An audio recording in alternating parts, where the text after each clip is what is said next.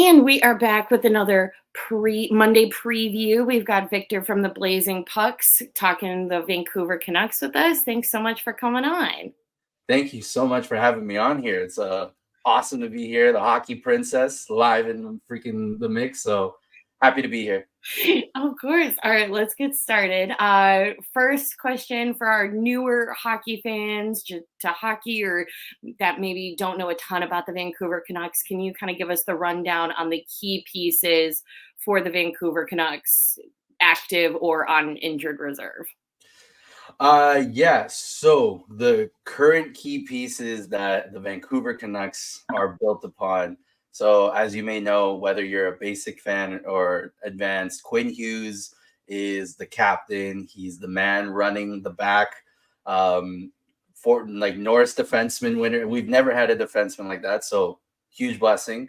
But you also got to incorporate JT Miller, who has been a heart and soul driver of our team. Great emotional leader. There's Pedersen, Elias Pedersen, who basically, I mean, I know, of course, he's in his funk, but when he's on his game, he's both the Sedin brothers in one person, which is a lot to say. And then, you got Brock Besser, you got Thatcher Demko, who is usually our Vezina caliber goalie. That's who I would say are key pieces of the Vancouver Canucks.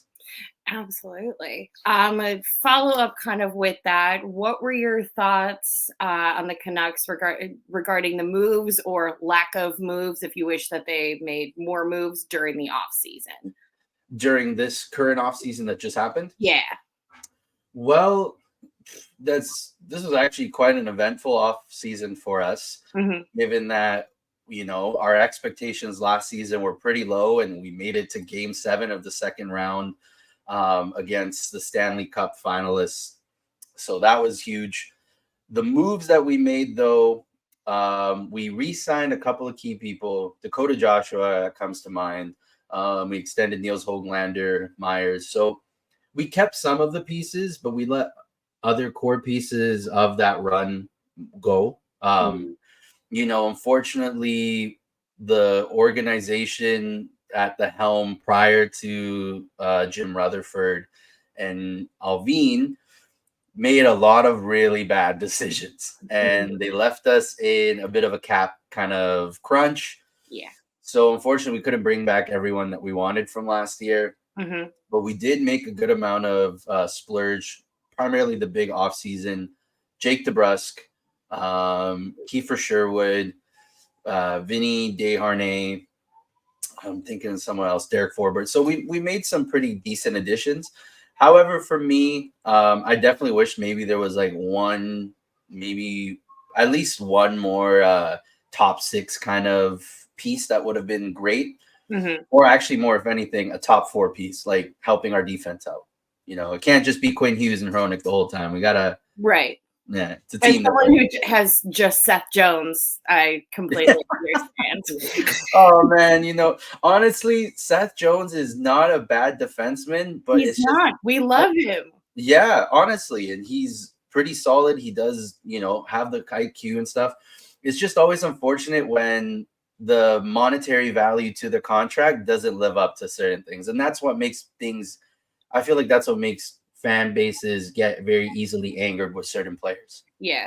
Yeah, I definitely have asked people, all right, do you hate Seth or do you just hate the contract? Or do you hate the general manager that wrote the contract? Exactly. There's definitely a difference in the hockey world where it's like, okay, it's not the player, you just hate that he's getting a lot of money. You said that there were a couple of pieces that you guys let go. Was there anyone in particular that it was hard for you to see leave during the off season? Zadorov. Right away. Big Z. That guy was very crucial to our playoff run last year. And I think as well to his character and what he brings to the locker room beyond what his performance on the ice is super crucial, which I think is a factor that not a lot of casual fans maybe consider, where they're like, why are they keeping this guy around? He's barely scoring or stuff. Well, like, it's not just what he scores, it's What Right. does he bring to the room? What's the energy? How does he uplift everybody else? Right. You know, Somebody's gotta be pushing Draisaitl into the bench, like, that was adorable. You honestly, need that yeah. job, though. Someone's got to be talking smack and making comments about the Calgary. And so that for sure immediately is the person who I'd say very unfortunate to see go. Mhm. Because if you ask Canucks fan during the offseason right at the beginning, majority of us were literally thinking he would get re-signed, and that wasn't the case, unfortunately. Fair enough. He had to go get his bag, and like I mentioned, the Canucks are in a bit of a cap crunch that they got to work with, and we weren't able to give him the money that he was looking for, So Now, it's how unfortunate. long are you guys in a cap crunch for? Is it, like, the next couple of years, or is it bad for the future? Like, for Well, a while? I would say at least I think we have either anywhere from 4 to 6 more years of cap penalty Okay. because of buying out Oliver Ekman-Larsson. Yeah. Mm. Which was literally the last big move that the former regime did before Mhm. they got all canned and given the boot. And yeah, that contract was hefty. We were not in a position to really need to take that contract on, but they did. Right. And he was not performing anywhere to the level. He's not a bad defense and all. He just wasn't performing to the level. Yeah. And yeah, this new management chose to make brass decisions that were necessary, but it came at a cost where we're going to deal with some penalties and limited cap space. Gotcha. I know you mentioned Thatcher Demko earlier. With the goaltending changes you guys have had, I mean, in the postseason and even now starting to the beginning of the season, what are your thoughts of the current goalie tandem, and how much do you miss Thatcher Demko right I would love to give Thatcher Demko my healthy knee so that he can be healthy. That's the best way I can paint that picture. Because I don't know how much you're aware of Thatcher Demko's situation. All I've heard is he can't, surgery's not fixing it.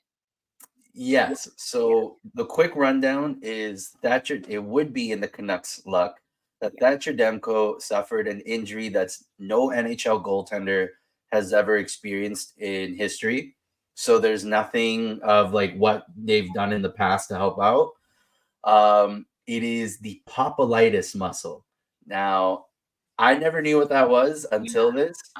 But the popolitis muscle is this small little muscle that's at the very back of your knee.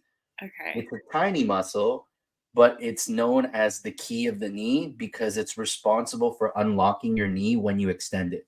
Of course it is. So yeah, and like you said, there's no surgery that could fix it. Yeah. The outcome is that he's gonna have to learn how to play through it. Right. So we missed Thatcher Demko a lot.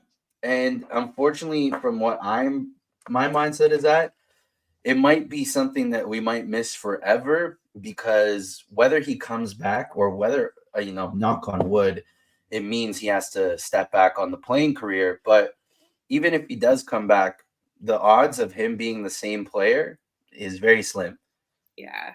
However, I feel A-okay with our tandem Okay. because Silovs, a rookie Latvian goaltender who came in clutch for our playoff run. He killed it. He was did. awesome. To all of our surprise. He stood his ground. We're happy. But he's still young. He's still like 22, 23. Yeah. And so far we got Lankinen, who I know you guys are pretty familiar with. And I was one of the few fans of Lankinen. I definitely am glad to see him do well on other teams. He was rushed a bit in Chicago. Yeah, 100%. And the whole topic of rushing players early on is for a different time. Yeah. But yes, Kevin Lankinen, so far in our first 4 games, Lankinen has been the better goaltender than Silovs. Mm-hmm. Not to say that Silovs is bad, but again, he's a baby. Yeah, he is. This is his first run around at NHL games. Yeah. He didn't even play I don't even think he played a single NHL game last season prior to having to be the playoff goaltender. Mm-hmm. But yeah, Lankinen has been a stud, and if anything, I feel confident with how he's been performing so far. So yeah, thank you again for that. I mean, thank Nashville, but I know he was your guys' prodigy from the get-go, so I respect that because he was good when he played for you guys. I do think he was rushed too early. Yeah. Speaking of, we talked about Sheila, one of the younger guys in the pipeline. Are there any other that maybe are, having their first year in Vancouver? Maybe they're still down in Abbotsford that are in the pipeline that you're excited for in the future? Yeah, so the one I'm personally really excited about is Jonathan Lekermacki. Hmm. Now he's currently in Abbotsford. He had a run with some preseason games. Looks good, but obviously I think he's only 20, so he's Okay. very young. But he was MVP for the juniors for Sweden.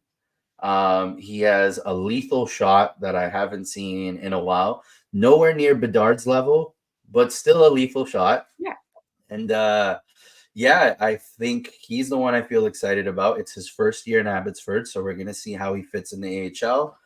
Alongside that, the only other blue chip prospect that I'm pretty stoked about who's still in playing in college Hmm. is actually, sorry, there's two more, but Tom Willander, Yeah. big right defenseman.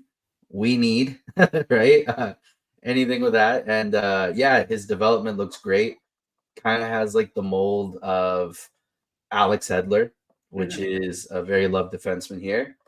And then the final prospect is Anthony Romani, who I think just got injured, unfortunately, now. So he will be out for a bit. But he was the leading scorer in OHL. He's like one of those fifth round draft picks that just playing out of his mind. Big And fan of those. Big fan of those. yeah, you got to love the underdogs, right? So that's what I'd say as our prospect pools that I feel the most excited about to share. Nice. All right. One final question.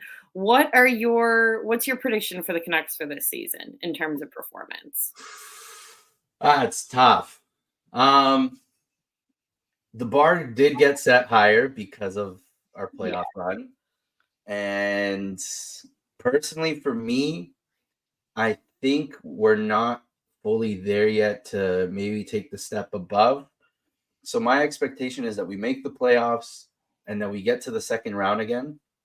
But I'm not too sure if we get past the second round again. That's just my honest, realistic prediction. Obviously, I'd love us to go all the way to the cup and just come home with it.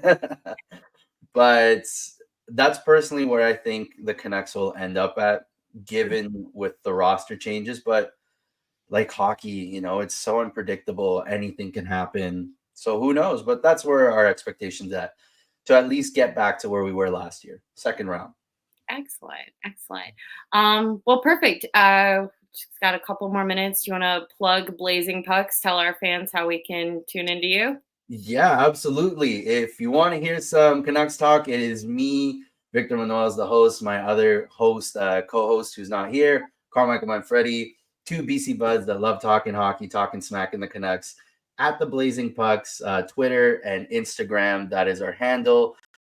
And obviously, shout out. I know Chicago and Vancouver have their history, but shout out to the Hockey Princess. I love what you're doing here. And again, seriously, thank you so much for having us. Check us out, though, at the Blazing Pucks. Hey, it's Crusty. We're going to go over the Nashville Predators before their game. They'll be playing the Blackhawks this coming Friday.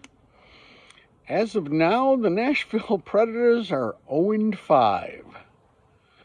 So, for those of you who didn't listen to our broadcast before the season started, Nashville acquired a lot of new pieces, or basically 4 new pieces that was really supposed to propel them to basically a cup contender. They signed Steven Stamkos, Jonathan Marchessault, and Brady Shea, all as free agents for pretty big money. And then also signed Scott Wedgwood to back up UC Saros, who they signed for huge money. So this basically meant that Nashville is going for it now, and unfortunately it has not worked out very well for them. Their problems have been plentiful. They've, in 5 games, are averaging 2 goals a game and giving up almost 5 goals a game. So, basically they play Boston Tuesday. So there's the good possibility they could still be winless by the time they make it to the United Center on Friday, which, would make all of us very, very happy. So anybody going to the game, just remember you've seen UC Saros in a lot of commercials saying no goals. I expect a nice no goal chant at the United Center. At the end of the day, this is just probably a big team of veterans that isn't gelling yet. So hopefully for the Blackhawks, this team will still take a couple more weeks to gel properly. Again, it's the Predators, one of our rivals, team that I definitely do not like, just because of their childish ways at their own building. But and that's about it. They're off to a slow start. The Hawks are playing relatively decent, so hopefully all of this continues. And that's about all we have on the Nashville Predators. Thank you. The Dallas Stars, who are also in the Central Division, like Chicago, so we do play them quite a bit. Unfortunately for us, the Dallas Stars are pretty good. They've been dominant for the past couple of years. They have a really good start to their season this year. They've only lost once to Washington so far. On the show, we talk about teams that have depth and how important it is to have depth. Dallas is a prime example. They've got guys who can score, they've got great defensemen, and they've got a goaltender who is on the younger side, but only seems to get better and better as the years go on. To throw out some names to watch, forward-wise, you got Jamie Benn, you got Tyler Seguin, who have been with the Stars organization for quite a while. Some younger guys, you've got Rupe Hintz, Johnston, Stankoven, who had a great postseason this past year, and Crusty Old Guy's favorite, Jason Robertson. On the back end for defense, you've got Lindell and Heiskanen. They're pretty entertaining to watch. And then goaltending, I'd assume that Otter's in net. I'd be shocked if he isn't. You've got Jake Ottinger, who, like I said, is on the younger side, but only seems to get better and better. They don't really have a key weakness to their game. I'd say Dallas's biggest struggle is more postseason and less a component to their game, because they can score, they're pretty physical, they've got a pretty gosh darn good goaltender. It'll be a tough one for Chicago.